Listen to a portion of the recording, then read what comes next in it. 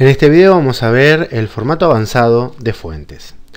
En muchas ocasiones vamos a necesitar trabajar con planillas donde vamos a tener que resaltar algún tipo de texto o de información.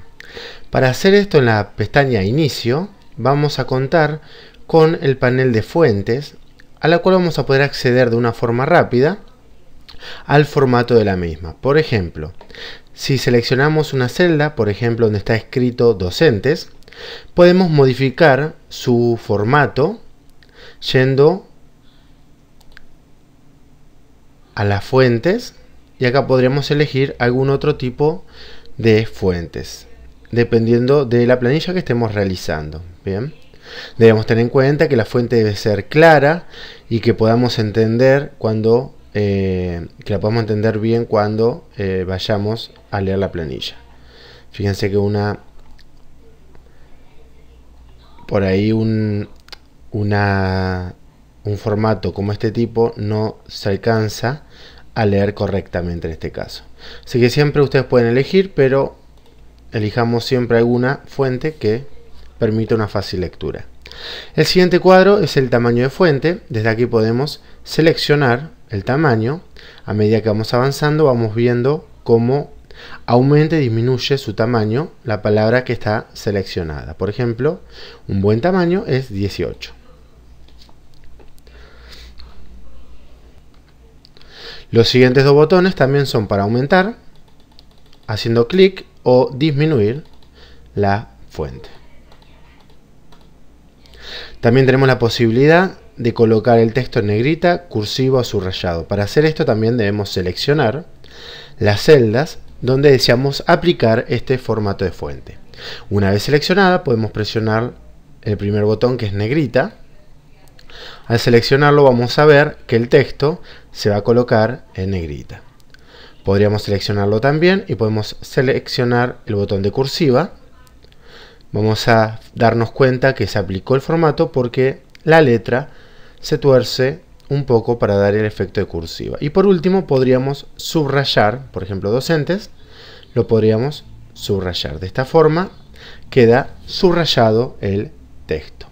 También es posible agregarle un borde yendo al siguiente botón, donde vamos a tener, por ejemplo, distintos estilos de bordes. Y en este caso vamos a poder elegir un borde, por ejemplo todos los bordes. De esta forma la celda se coloca el borde. También podríamos, por ejemplo, elegir un color de línea, por ejemplo verde.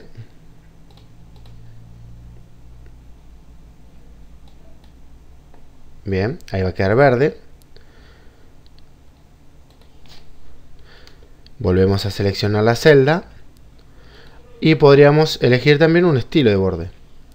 El estilo de borde tenemos entre este tipo de bordes y podríamos elegir un estilo. Debemos seleccionar los bordes donde deseamos aplicar ese estilo. De esta forma va a quedar en esa palabra.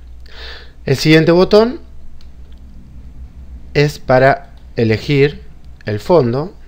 ¿Sí? Fíjense lo bueno de este Excel 2013, que a medida que vayamos eligiendo vamos a ir viendo el cambio en la celda. Por ejemplo, podríamos elegir ese fondo y luego podríamos modificar el color de la fuente desde esta opción. Por ejemplo, podríamos colocar con esos colores. Por último, tenemos el botón que tiene una flecha en diagonal, que lo que nos va a abrir es el cuadro de diálogo Fuentes. Bien, y aquí también vamos a poder modificar algunas opciones, pero a su vez, por ejemplo, tenemos algunas opciones extra como los efectos de tachado, superíndice o subíndice. El efecto de tachado tacha el texto. Vamos a seleccionar, vamos a apretar tachado. Vamos a ver que el texto está tachado.